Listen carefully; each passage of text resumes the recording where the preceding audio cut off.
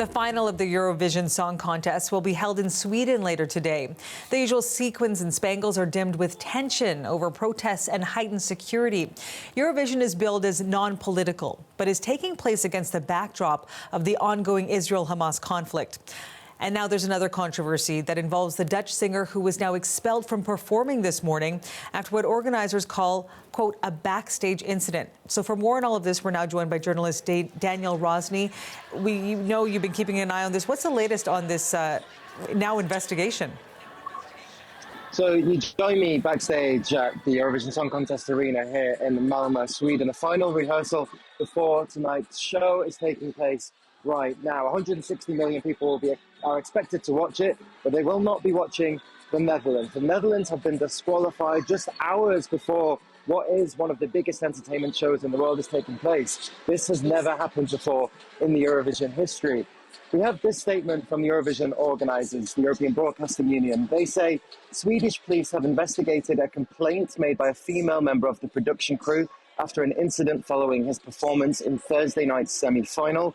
While the legal process takes its course, it would not be appropriate for him to continue in the contest.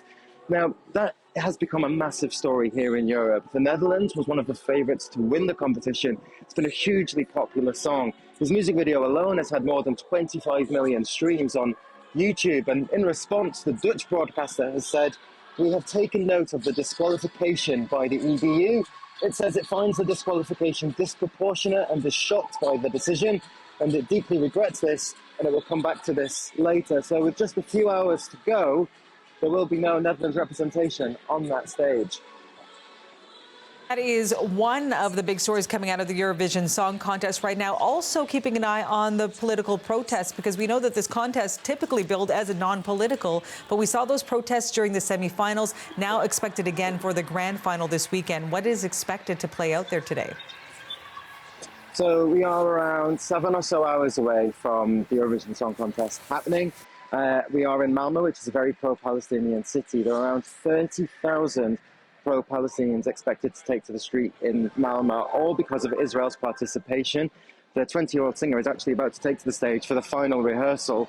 There will be some pro-Israeli counter-protests as well, but for a competition that aims to unite people by music, this year it's definitely dividing the city, but also dividing the fans, because many groups have decided to boycott this year's event. Thanks for this, Daniel. That's Daniel Rosny in Sweden this hour.